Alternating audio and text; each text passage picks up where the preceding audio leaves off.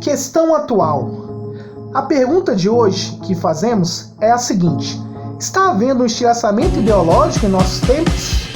Pois bem, já percebemos uma fase social agitada há algum tempo. Listamos alguns movimentos grupais que nos chamaram a atenção, como por exemplo, Black Lives Matter e seus opositores de longa data, ações ecológicas a nível mundial e suas oposições, coronavírus e o entendimento de diversos grupos se opondo, uma diretriz populista que ganhou força no Ocidente, a invasão do Capitólio nos Estados Unidos, apresentando uma ideologia bem inesperada em nossos tempos, o tribalismo masculino.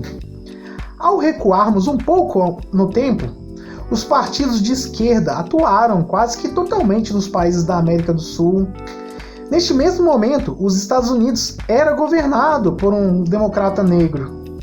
Podemos citar também a Primavera Árabe, fortalecimento dos grupos de LGBTs e também a longa jornada do feminismo, apresentando grupos com significativas diferenças como o feminismo e o sagrado feminino. Análise e reflexões. Podemos citar duas referências teóricas que influenciaram diretamente no desenvolvimento da psicologia analítica de Carl Gustav Jung. Professor Breuer, ligado às questões de psicoses, e Sigmund Freud, referenciando as questões de neurose. Depois de um dado período, Jung alçavou em seu entendimento sobre a psique. A humanidade vem se diferenciando cada vez mais. Isso ocorre a nível individual e, por consequência, gerando os grupos. Aqui percebemos que amadurecer um grupo é atingir cada unidade de ser humano, tanto em entendimento informativo ou conhecimento, tanto em vivência ou experiência, dinamizando a forma e o sentido psíquico de cada cidadão. O processo de diferenciação foi construído devido ao registro de aspectos ricos e inovadores nas pessoas. Essas características podem se apresentar como boas ou ruins. A questão basilar aqui é que o julgamento de bom ou ruim pode estar prejudicado devido a um adoecimento psíquico a nível individual e podendo mobilizar grupos. Ao longo do processo de diferenciação, que é o caminho e enfrentamento do ser em busca de um desenvolvimento, amadurecimento e crescimento psíquico que chamamos de individuação, foi percebida uma função chamada natureza dirigida da consciência. Enquanto mais a humanidade caminha em seu desenvolvimento, mais essa função vem se destacando em nosso meio. Aqui há aspectos importantíssimos. Esta função intensifica cada vez mais a liberdade de tomada de decisão e suas escolhas diárias, na mesma proporção que aumenta a responsabilidade individual.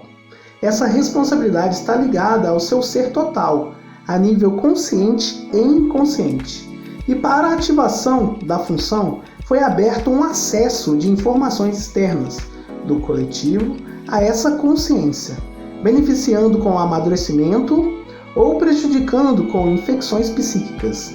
Em cada passo que realizamos nas escolhas informativas e ideológicas, nós nos colocamos mais saudáveis e seguros ou mais doentes e confusos, nos aproximando ou distanciando de nossas exigências pessoais. Podemos destacar ações consideravelmente dolorosas como agressão verbal ou violência moral, agressão física e assassinato, ações políticas desumanizadas, guerras entre grupos e nações. Para lidar com isso de forma compensatória, muitos adoecidos vivem suas perturbações psíquicas projetadas no plano social e político, sob a forma de uma psicose de massa. A existência de um inimigo sobre o qual se pode descarregar toda a maldade gera um inegável alívio para a consciência ao materializar o assim percebido como causador da perturbação psíquica. Porém, o sofrimento não cessa.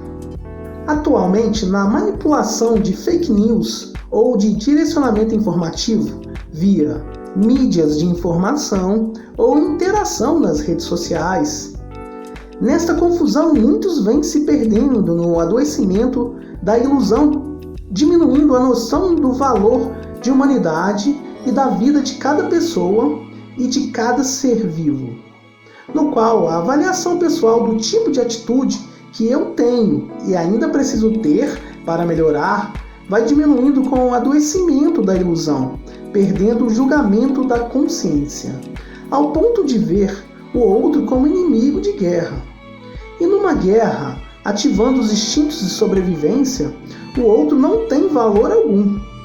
A atitude é caracterizada por uma intensidade na ação, de forma polarizadora, unilateralizada e extremista. E podemos ilustrar com questões gerais ligadas ao afeto ou ao pensamento, como por exemplo, teorias de conspiração, falta de paciência, ansiedades, medos exagerados, ideias obsessivas e comportamentos compulsivos, insônias, alergias e infecções e etc. Quando procurar ajuda?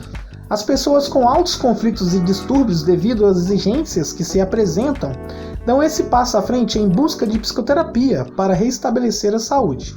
Porém, os com conflitos a nível baixo ou médio, com relações destrutivas e com os conflitos psíquicos atingindo o corpo e seu funcionamento, quase nunca percebem a necessidade de buscar ajuda, e em muitos casos, por pensar em algo passageiro ou em um adoecimento material e do corpo.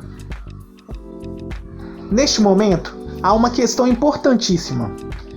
É fundamental ter um autoconhecimento no qual, quando uma função psíquica demonstrar uma intensidade, que você busque ajuda.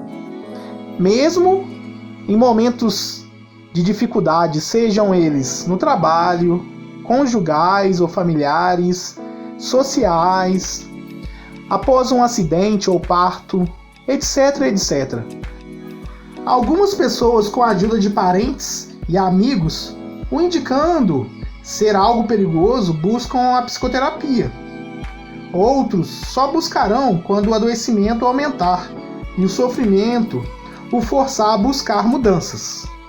E há o grupo que não buscarão ajuda e se manterão arrastando com relações destrutivas e a saúde do corpo abalada devido à mentalidade brasileira, em grande parte, não entendendo os riscos do adoecimento mental e emocional e as exigências que se apresentam na atualidade. Ou seja, ouçam o feedback e avaliem com o máximo de sinceridade. Se você gostou desse vídeo, nos ajude de alguma forma. E até breve.